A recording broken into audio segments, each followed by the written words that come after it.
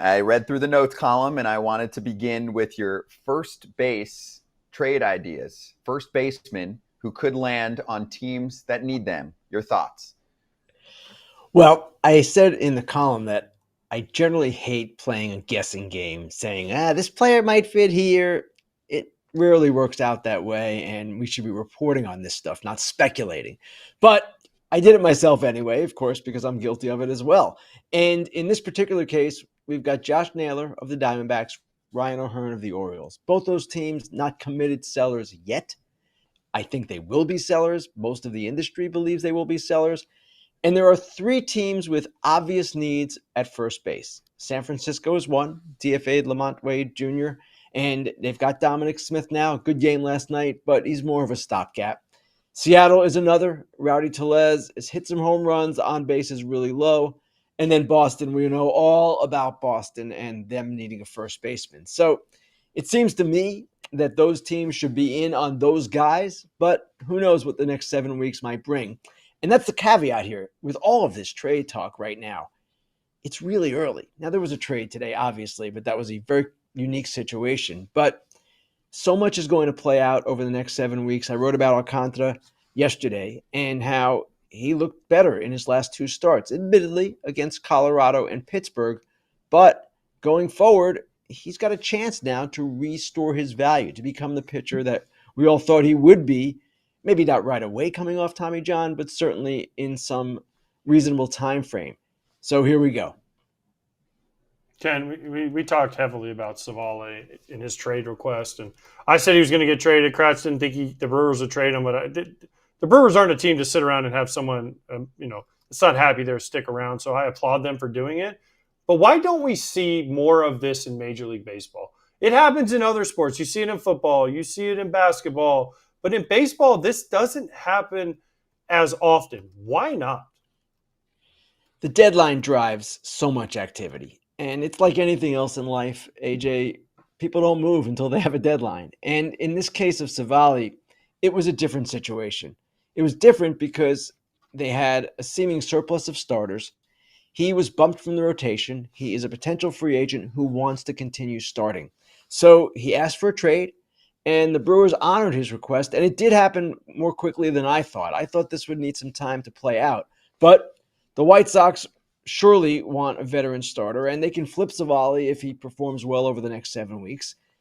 It was a good deal for them, and for the Brewers, they get a guy in Andrew Vaughn. I do not know what has happened to Andrew Vaughn. Number 3 pick in the draft not so long ago, but maybe he goes to AAA, finds himself a little bit, and contributes to the Brewers down the stretch. Does this make a change? Because NBA, this happens all the time. Football, you hear about, I'm not happy. Baseball, this is rare that it gets out. I'm not saying it's not happening behind the scenes, but do you feel like this is a shift, or is it such a unique situation where Civale's on a free agent year? He's not a big name, but he was upset and it came out? It's somewhat unique. And we were tipped off yesterday that he had requested the trade. His agent confirmed it. I went to the agent with the information. So we were going to go with it anyway, but he did confirm it. And it is unusual that it does get public for whatever reason. And teams, of course, love their secrets. They love them more than anything. And players generally don't want to look bad. And Civale, you could possibly say, looked bad for this, although it was certainly understandable why he would want a trade in the circumstance he was in. So it doesn't get out much. It does happen behind the scenes. I would expect more often than not in situations like this where a player is kind of boxed in, where his opportunity has been taken away or isn't there in the first place. And that's why you see deals of this nature occur. Ken, what did you think of the other side of this one? Andrew Vaughn moves over to the Brewers, and we were talking about how it's kind of, I don't want to say sad, but just wild to see how quickly the game changes in terms of teams. And obviously the White Sox have been terrible for the last couple of years, but Eloy Jimenez kind of given away last year, and now Vaughn, who's been down in AAA, moving on to the Brewers. What do you think of that side of the story? Scott, that's an interesting way to look at it, because the White Sox at one time, not long ago, 21, had this core of Vaughn, Jimenez, Tim Anderson, Yohan Moncada, all of these players, and right now pretty much all of them are gone. Vaughn is a guy that it's a little bit of a mystery to me what has happened, and I will admit I have not followed it as closely as perhaps I should have, but a change of scenery in this particular player's case might be a very good thing because he is not a player without talent. He would not have been the number 3 pick in the draft if he lacked talent. But for whatever reason, over the last several years, it has just gone south for him. Maybe the environment's part of it. They certainly can't blame it all on that. It's on the player. It'll be interesting to see now if, with this change of scenery, he somehow revives. And we'll see. It's something that will play out here over the next several weeks and months. And if he does revive, then for the Brewers, this was terrific. You talked about an environment that he was put into. He was put into a playoff environment right there in 21 right away. So he was around a successful team. Is this more, and AJ kind of asked me the same question. I didn't really know the answer early. Is this more an indictment on developing kids at the big leagues for the White Sox, or lack of developing them in the minor leagues and then getting them called up? Because if you say it's the minor leagues, they took that guy and then made him the GM of the big league team now. I don't have an answer for that, Eric. I don't know exactly the percentage of blame, how to allocate it, but certainly you're accurate in saying that the general manager of the White Sox, Chris Getz, used to be their farm director. Now, if I recall, Andrew Vaughn was not in the minor leagues very long. So whether it's a failure of development, whether he just stalled for whatever reason, again, I'm not entirely sure. Actually made some calls on this today, asking around because I'd like to know what happened. Haven't found out yet, haven't gotten those calls back. So again, whatever the answer might be there, he has a fresh start here. He has an opportunity to do some good things, and the Brewers are going to give him that opportunity. They badly need offense, so if he does anything at all at AAA, I would expect that they'd give him a chance to contribute at the major league level. Ken, I've got a super chat question. It's a good one here from Alex. I'm going to do this while I ask it because this will probably be a factor. With Willy Adames having a bad year at the plate, will this prevent any big bats from wanting to sign in the future with San Francisco? Well, I know why you were rubbing your fingers, Scott, because obviously players go where the money is. And if the Giants make the best offer for a free agent bat, they're going to get, in many cases, as long as it's the best offer, the free agent bat. That's how this thing works. And I don't know that Willy Adames had any other suitors at the level where the Giants were. Now, again, are we talking about the ballpark here, or are we talking about the player? And are we talking about the adjustment in a free agent scenario, much like Juan Soto went through with the Mets? Sometimes it takes guys time. And Willy Adames of late has been a little bit better. He's hit some home runs, hit some balls hard. So I expect him to still be a good player for them this year. Willy Adames was never a superstar. He was a good player, good offensive player, good defender.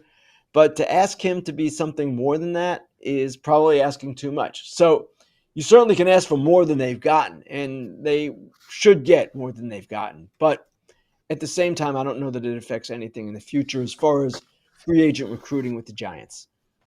If you're one of those on-the-go people or you're skipping meals but you don't want to, there's got to be a quicker solution. We've got one for you. It's called Huel. I'm going to take a swig. Cheers to Huel. This is the Black Edition, plant-based as well. Good for me. But what do you like about it? I like the nutrition of it, and the replacement meal is great for me. Someone always on the go.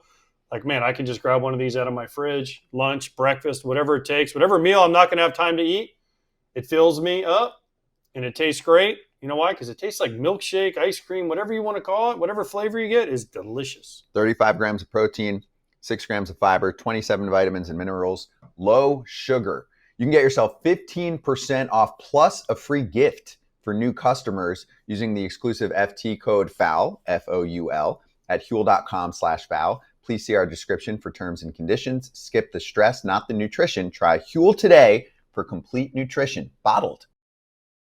Ryan Yarbrough went to the Yankees, right? No one's supposed to be able to pitch in Yankee Stadium. It's a home run hitter's park. He's doing okay, and he's thriving after leaving the Blue Jays. Yeah, I wrote about him today, and it's an interesting story because the Jays had a chance to keep him, and when spring training ended, they basically asked him for a clause in his minor league deal in which if they added him to the major league roster, they would have 45 days to evaluate him and then release him if they didn't want him, terminate the deal right there, not owe him any more money. He signs the same deal with the Yankees, essentially. The incentives were a little bit different. That's it. And I asked him why, and he said, well, with the Blue Jays, I had proven myself in the final 2 months of last year.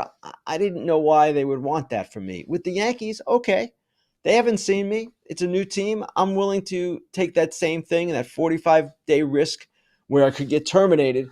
And yes, he has thrived, as sometimes pitchers do with the Yankees after going there. Luke Weaver is another great example of a relatively unheralded guy who gets into the Yankees pitching factory and suddenly becomes more than he was before. That's what we've seen from Yarbrough so far. Now, admittedly, it's not a lengthy sample size, but he had 5 really good starts before last weekend against Boston, where he allowed 8 runs in 4 innings. He faces the Red Sox again tonight. Historically has had huge problems with the Red Sox, so we'll see. But for the Yankees, it proved to be at least somewhat of a good move for the first several months of the season. And the Jays, it turns out, could have used a guy like that. Even as well as they're playing, they still could use a guy like Ryan Yarbrough, who has, over the years, proven to be a pretty difficult guy to hit, even though he doesn't throw very hard. So Yarbrough, of course, had some issues with the Red Sox back to his Rays days. That's where he pitched, Yes. most of the beginning of his career, first half of his career, whatever you want to call it. I did want to get to what you wrote about in your notes column on the Rays, because I think there's a larger discussion at play. Sometimes people look at the Rays and think they're the forward-thinking org, so they kind of walk everyone into openers and using up your bullpen as much as possible. And then, boom, this year, their starters are more useful than maybe any rotation in baseball. So what did you write about? What do you think about the direction where they're heading? It's a really interesting development to see them leading the league in rotation innings. And with the Rays, when they were using openers and introducing that and bulk pitchers, the way Eric Neander, their president of baseball operations, explains it, they were trying to develop guys. They wanted relievers pitching at the start of the game, maybe to release the pressure on them a little bit. Granted, there's pressure at the start of the game, but it's not quite the same as a tie game in the 8th inning. They also didn't have starters to go 7 or 8 innings, and some of the guys who were developing they wanted to use in bulk roles so they wouldn't have to face the top of the order 3 times. Just the 2 times perhaps, and then get through it and get out of there. Now they have the capability, because of the personnel that they have, to do more, to have a traditional rotation. And what Neander said is, that's the goal. We all want 7-inning starters. And while the Rays were criticized for trying to reinvent the wheel, being too cute and all of that, the reality was they were doing it in their minds out of necessity. Now they don't have that same necessity. They have 5 quality starters and 6 if Shane McClanahan ever comes back. That's kind of in jeopardy right now, in concern. So we'll see how it all plays out for them, because things will change over the course of the year, of course. You will see pitchers get hurt. You will see them become more ineffective. They've got a question now with Shane Baz. Is he pitching well enough to kind of stay in the rotation? But the Rays have gotten a ton of work out of their starters, and it's been beneficial to them. And as Neander said, again, it's the goal all along. It's just you have to have the capability to do it, the right pitchers to do it with. Hunter Dobbins is pitching tomorrow. Is he going to get a standing ovation from Red Sox fans when he takes the mound after all the crap he went through this past week with all the stuff? I mean, we had him on here yesterday. He didn't back down. He's like, yeah, bring it. I don't care. I ain't scared. Right? It was an awesome interview. But tomorrow, when he takes the mound at Fenway after pitching against the Yankees last time, saying what he said in New York, now he gets to go to Fenway against the same team. Are you expecting something special out of the Fenway crowd? It's a good question. Probably, because he said he wouldn't ever go to the Yankees. He'd retire rather than be a Yankee. You talk about all the crap he went through, AJ. It was self-inflicted. Well, it's still crap. He said things that were proven to be very quickly not true. So I understand what he said about not fact-checking his father on the show. I thought that was a pretty good line. I get it. And I heard Jim Rome yesterday, of all people, talking about this, saying, hey, what father hasn't inflated his past athletic accomplishments? Fair point. But at the same time, he was rightly called out. When you say things that aren't true, I'm sorry.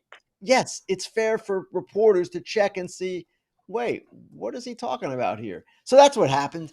Whether he's a hero to Red Sox Nation because of it, Guys have been a hero for dumber reasons, so all the power to him if that's the case. Have you lied to your kids, Ken, about your athletic accomplishments? That's what I want to know. Have you I knew inflated you were yours? going there, AJ, and you know what? The answer is no, because there's nothing to speak of.